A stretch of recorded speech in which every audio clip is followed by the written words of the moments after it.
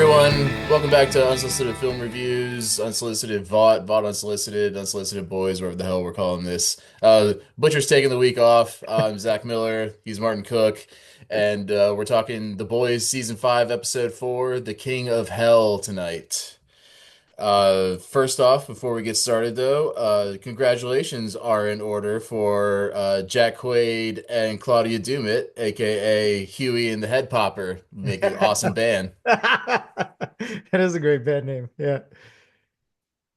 Yeah, they got married on the weekend and obviously pretty exciting. They met on the set of this show, so good news all around. And I'm sure just like every Hollywood marriage, they'll ride off into the sunset and live happily ever after Of course. till their dying day. Of course. Sorry not to be a cynic, but all the best because I know they're huge fans of the show. Of course. So in Butcher's honor, you can't be here, but I'm drinking Old Speckled Hen straight from Sussex tonight. Very nice. Ooh, yeah, that's pretty good. My first taste of it has a little toffee molasses kind of taste, so it's a IPA. Not bad, not bad. Since we're not doing drink breaks during this boy series, got to keep it Uh, alive a little bit. So I'll just go ahead and recap the bullet points from episode 4. Like I said, the King of Hell, epic name, but we'll see if it lives up to the name. So MM's back in the boys, badder than ever with shaving and dressing like he used to. West Coast hip hop, Method Man and Redman blasting in the background. All good. Starlight has a nice reunion with her dad. Takes up about a third of the episode. All the other main characters, including Soldier Boy and Homelander, are on a race to find the V1, and they had to abandon fort to find that. Because of some toxic virus, everyone's at each other's throats, but Frenchie, for once, is actually the voice of reason because he's been a drug addict his whole life and is immune to this virus, and he's the voice of reason. He saves everybody. Soldier Boy kills his zombie mummified like brother, and Homelander is the leader of the Democratic Church of America. And that's basically all that happens. All the overall thoughts on this episode 4. We're halfway through the season now. I actually really liked this episode. Last week I complained a little bit that they weren't able to do both the personal stories and the bigger story. I thought in this episode they did a good job of kind of exploring everything and bringing it all together, and it made for somewhat of a cohesive episode. So I really enjoyed all the stuff with Annie and her dad. I thought those scenes were actually really good. The Homelander and Soldier Boy scenes are always good and always just Mhm. filled with interesting psychosis of Homelander and Soldier Boy actually in this one as well. And then anything with Soldier Boy but I loved sorry, anything with Homelander, and I loved how they turned it into the religious aspect, and Homelander now, after having given what he thought was a vision from an angel last week, believes that he is actually God. But obviously, with the title of the episode, King of Hell, who is the devil, the show is making it clear that he isn't so much God as he maybe is Satan in this world. So I just really enjoyed the episode overall. There were a few things I didn't love quite as much, but yeah, I think I liked this more than last episode. Yeah, I saw quite a few internet reviewers shitting on it before I had a chance to watch it Oh, because you just as you're scrolling, you just come across different things. I didn't want to spoil myself before I watched it, but I saw like IGN gave it a 5, couple others were really lukewarm on it, really? and I can see why in some respects because this was almost like a bottle episode. Kind of. Um, Yeah, it was basically, yeah, two locations, and that was basically it. Yeah, so a bottle episode is where you have a story. Usually, technically, it's in one location, but Yeah. that's why I said it's kind of a bottle episode because it's only in two locations, and the scope of this whole world is so huge that it's usually much bigger scale. But yeah, it was nice to just have all of our main characters contained within two stories. Almost all of them in that abandoned fort, and then Starlight reuniting with her father. Um, Anyway, overall, yeah, I liked it. I think I actually, mm, it's about on par with last week's for me. I wasn't a huge fan of either of these, but I thought this one was definitely more entertaining.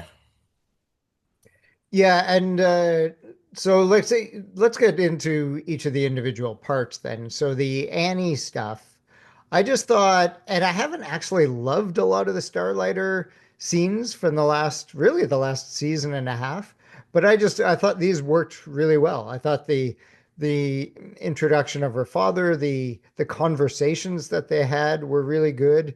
The sort of conflicted son, the fear that the family's living under, the that the father's a deputy, but then the other cop that shows up, and that kind of brought in the broader societal aspect of people living in fear and doing things because they Mm. thought they had to and not because necessarily they wanted to, and kind of, back to some of those same fascist themes about, where your morality gets pushed around because of fear or because you feel like this is what you're ordered to do.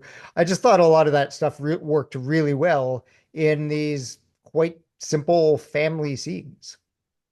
Interesting. Okay, you're kind of already convincing me that this was good because I thought it was just really pointless.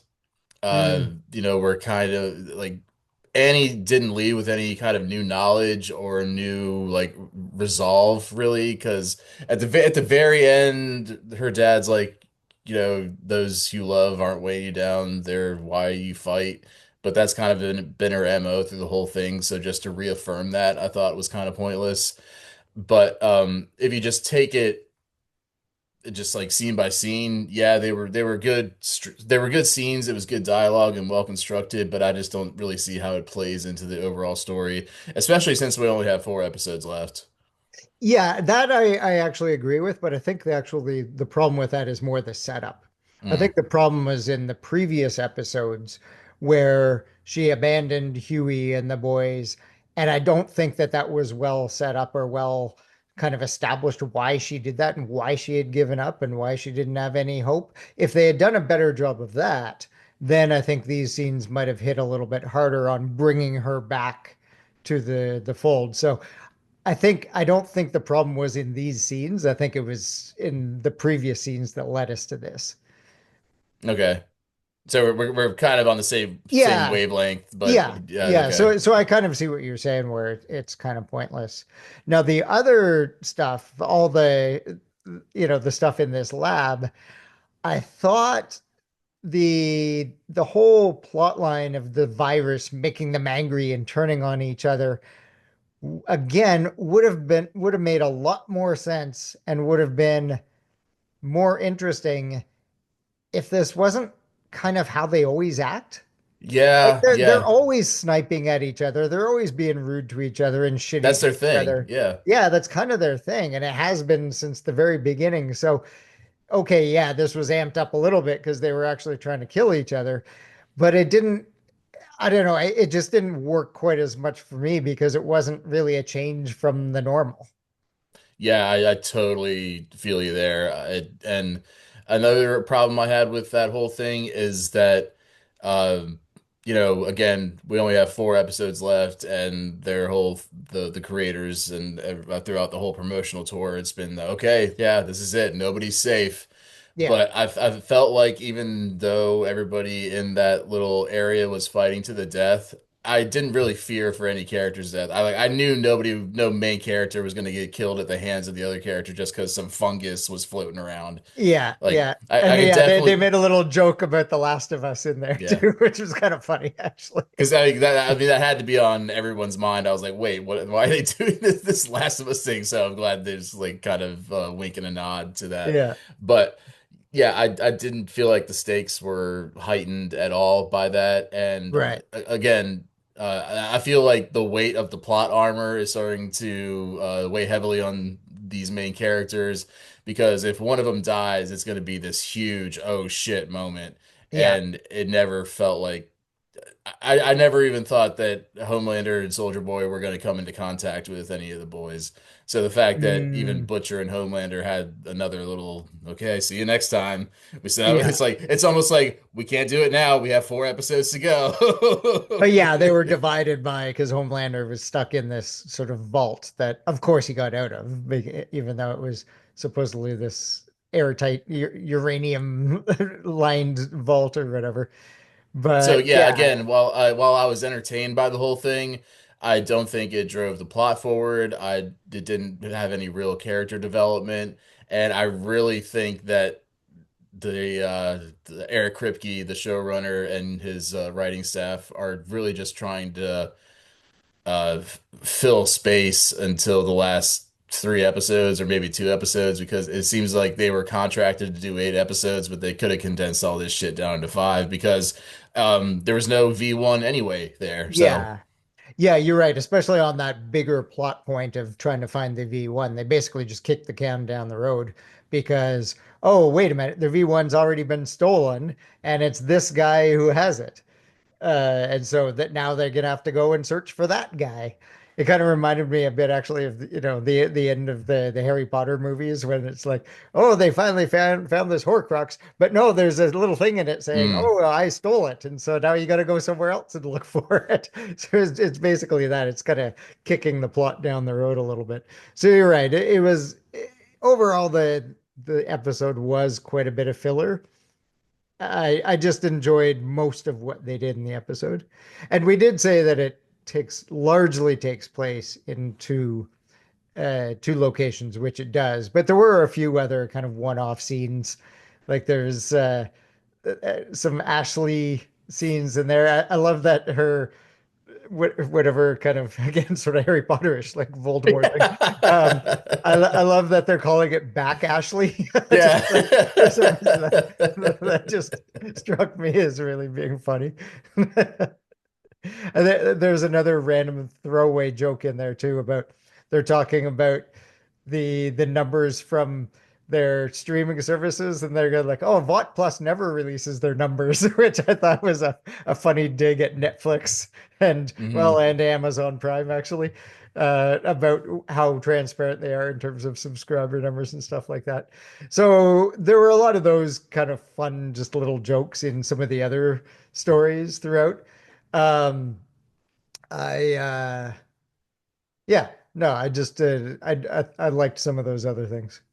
Yeah, I really wish they would have introduced the Worm character earlier in the series because he's so just like this shaggy inside baseball slacker writer who's Yeah, just like anybody who's gone to film school or studies the crap the industry especially is just has to be like rolling over laughing because all the shit that he brings up like well because again, he's basically the Kevin Feige of this world where he had to like put together, or maybe like the Russo brothers, or because I don't know what capacity he's involved in making all the seven movies.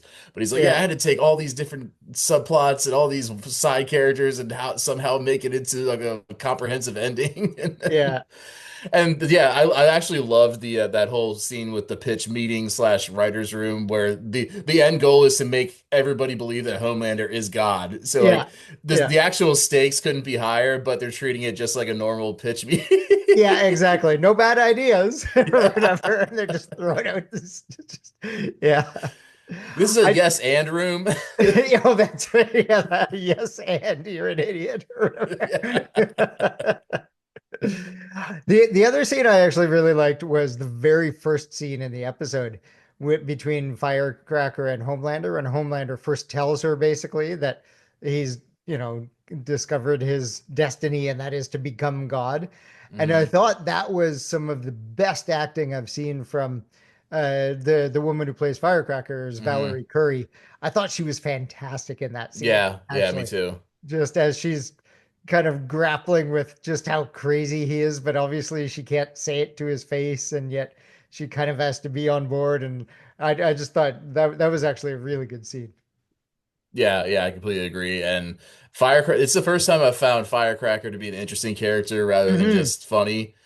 and because she is now conflicted because her whole thing was, she's this caricature of like the Fox News anchor, like as right wing as she possibly can be, just holier than thou and Yeah. just Gun toting, Bible thumping. yeah, Yeah. Bible Yeah. thumping. Yeah, perfect. Yeah. Yeah, it's kind of what I was looking for. Yeah, just Jesus is Lord, and so to have all that thrown back in her face, but she's already painted herself into this corner where there's nothing she can do about it is actually interesting. And now I'm kind of invested in that character where every time she's on screen, I'm just like, okay, yeah, that was funny, but Yeah. nothing really else, no depth really. Yeah. So they are doing good character work in other places, and again, yeah, that very first scene setting the table for Homelander just going full God mode, like literally, Yeah. is yeah, that was interesting, and so I'm hoping that there's going to be a lot more payoff in the second half. I mean, there has to be, but Yeah, um, there has to be. But this show has always been better, I think, at the overall world building stuff than it has been mhm. on real plot direction. And Yeah, and good that, and point. that, and that was that's definitely true in all these scenes that we're talking about that we really like. We love and the character and the world building. And yeah, this was more character, I guess. But then also the world stuff with this church now becoming the what did you call it again? The It's the Democratic Church of America. that's right, the Democratic Church of America with Homelander as the Jesus figure. It's yeah, that's just incredible stuff. And that's obviously where we left the episode at the end. So I do think that is actually pretty cool and pretty clever because that is sort of the logical extension of all this stuff. You know, if superheroes, and in this case Homelander, gets to the point where they're just so powerful that nobody can tell them what to do, well then why wouldn't they start thinking themselves as gods? And in this case, Homelander thinks of himself literally as God. Um, so I think that's good because again, some of the stuff that the show has done since day one is take a look at, okay, if this actually existed in real life, what would the logical conclusions of this be? And this is just another one of those where of course religion would come into it at some point. Yeah, definitely. And yeah, but tying back into the pitch meeting where they're going across like the metrics and the numbers. Well, Yeah. only 22% of America would actually think of Homelander as their one true God. And she like pulls her laptop around and shows the graph. Like Yeah, and yeah, like you yeah, have the shaded ones where they're like there's maybe not. Like we have to get them into the low 70s if we're gonna actually pull this off. yeah, yeah. But I I think, think yeah, so that final scene then, when obviously the crowd or the congregation in the Democratic Church of America was fully on board and just thunderous applause and rapturous response to Homelander. Is that a signal that their metrics were wrong and he is actually going to be embraced more? Or do you think that was just a one-off in this church? What do you think? Well, I keep forgetting who's the evangelical guys. What's his name? Oh yeah, I can never remember his character's name. Uh, And yeah, he's now uh Ashley. married to Ashley, which is Yeah. funny. Okay, so yeah, anyway, the evangelical guy. Well, his power is obviously of persuasion. Yeah, yeah. So, His powerful voice I of don't some sort. Mm. yeah, so I don't think your question about whether they're actually swayed really is relevant because he has some kind of control over all those people in the room. So, Right. Okay. yeah, like obviously the people there are succumbing to his power of, just speech. Like Yeah.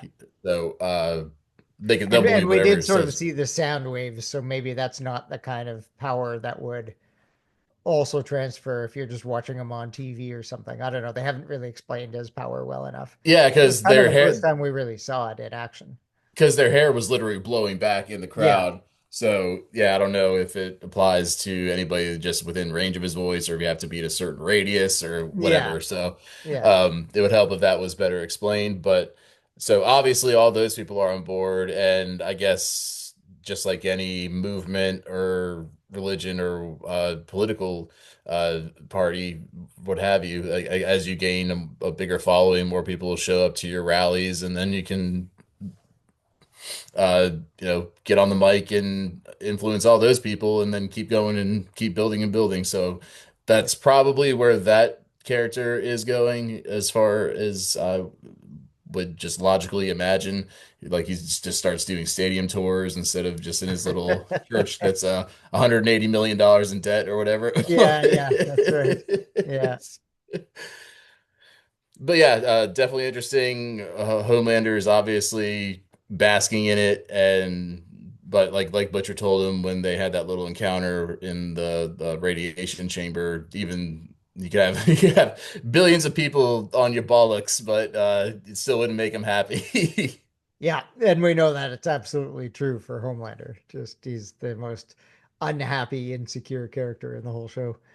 But we also saw Soldier Boy by the end of the episode a bit defeated hmm in a weird way, and I I didn't think that was entirely earned because it was basically just because he, ended up getting mad and killing one of his early friends, I suppose. But he's Oh, never. I assumed that it was his brother. Oh, was it his? Oh, that was his brother. Maybe. I Okay, just okay. assumed that. Oh, I didn't get that that was his brother. Okay, so maybe I missed that. Okay, then maybe that makes a bit of a difference because I was going to say, like, we've never really seen him show concern for anybody else before this hmm point. So I wasn't quite sure why that would have brought him down so much. But if that was his brother, okay, then maybe that makes it a little bit different. Because earlier when he and Homelander were walking in the woods, another funny thing, because see Homelander walking and he's like, but the Soldier Boy's like, Yeah, I'm not he's gonna like, you let could just you, fly. you're not fucking carrying me. Yeah.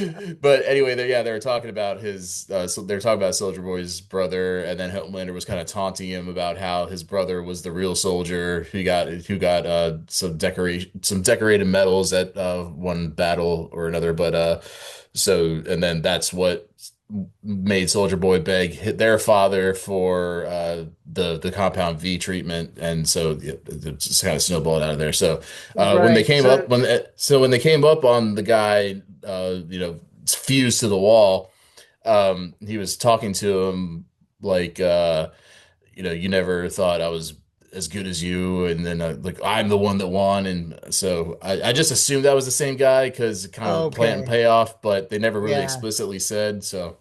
Yeah, okay. I didn't really make that connection because I had thought when they were telling that story that Soldier Boy had gotten the V, and that's what his dad thought was a cop out, as opposed to his brother, who is the actual sort of natural Mm. hero. But I guess that could make sense too. Hopefully, that'll be explained again in the next episode if Soldier Boy is still kind of in a in a funk in this next episode. I guess we'll find out because I can't see him reacting too kindly to at least the Soldier Boy that we've come to know up to this point, reacting too kindly to Homelander believing that he's God. Unless like Homelander's Jesus and Soldier Boy is now God. I don't know. But But Homelander's another funny obviously thing, not going to share that kind of glory in a holy trinity. yeah, holy duality. Yeah. But that goes back to another thing with that. I forgot if it was Firecracker or Ashley because she's like, oh yeah, this the Son of God, and Homer's like, no, no, no, no, no, no, no, not the Son of God, God. Yeah. Yeah.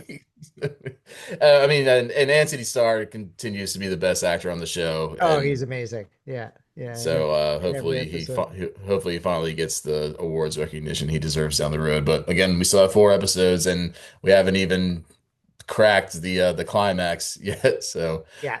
but one more thing I did want to bring up about Soldier Boy and Homelander's walk in the woods. They were both referencing Stormfront, who used to go by something Vought, Claire Vought or something like Clara that. Vaught. Yeah. Yeah. But so they both discussed how they both fucked her at different points, which just kind of planted a seed in my brain. And I don't know if you got this, but Is there a possibility that Stormfront is actually Homelander's mom? Oh God, I hope not.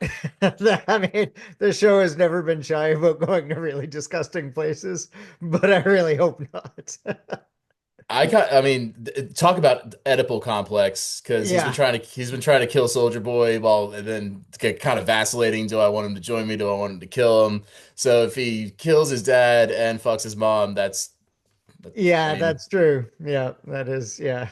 and this show is not But the afraid order, to. the order is kind of mixed up in this one. Yeah. Well, I mean, yeah, there's a whole timeline and there's a more immortality plays into the whole Yeah, thing, but yeah, yeah, so they're fucking with Greek tragedy in only the way that the boys can, I guess. right. But Yeah, it's just something to remember that they had that discussion. yeah, yeah. No, that's definitely possible. Yeah, And yeah, so Stormfront and Soldier Boy are both coming back for the prequel Vought Rising that's coming out, I believe, in a year or two. right. So yeah, hopefully that gets resolved one way or another, Yeah, however dark they plan on going. yeah, exactly. And how edible, as you say. All right. Well, that's yeah, that was episode 4. And so still lots to resolve. As you said, we didn't really move anywhere plot wise, just kind of pushed things off till next episode. But there's a lot to come still. So we'll see what happens. Yep, no Stan Edgar this episode. Ryan was only Yeah. in one scene where Yeah. Butcher was an asshole and spoiled Empire Strikes Back for him. Yeah. Yeah, yeah, Ryan, poor sweet Ryan. Yeah. So yeah, this one's a bit of a shorter one. We're trying to keep these shorter because we're not a The Boys podcast. We're Unsolicited Film Reviews, and we just kind of like to just do these because this is what we'd be doing face to face anyway. And if you guys want to tune in, then soak it in, enjoy. But uh, but next week we're gonna do another. We're gonna go back to doing a traditional UFR episode, and we're gonna be talking about biopics about musicians with Michael coming out tonight. Actually, as we record this, I got to see it last night. But the Michael Jackson biopic, and there's just been a slew of them over the past couple years. Some Yeah. terrible, some okay, one maybe great, but Yeah. anyway, we're just gonna talk about the genre as a whole. I don't think we're gonna rank them, but yeah, we're just gonna get into the genre of musician biopics, what works, what doesn't work with them, and how the formula is stale or how they get subverted. And we're also going to do episode 5 of The Boys next week, though. So we're going to be pulling double duty. And yeah, we just wanted to pepper in something so our usual fans don't get bored or unsubscribe or stop sticking with us just because we're talking about cunts and superheroes every week. Yeah. Yeah. If you're not watching The Boys, then yeah, this wouldn't be interesting to you. All right. So yeah, enjoy that. And we will see you next week on Unsolicited Film Reviews. I'm Zach Miller. He is Martin Cook in this wall over here. And we'll see you next week, everybody. Bye, everyone.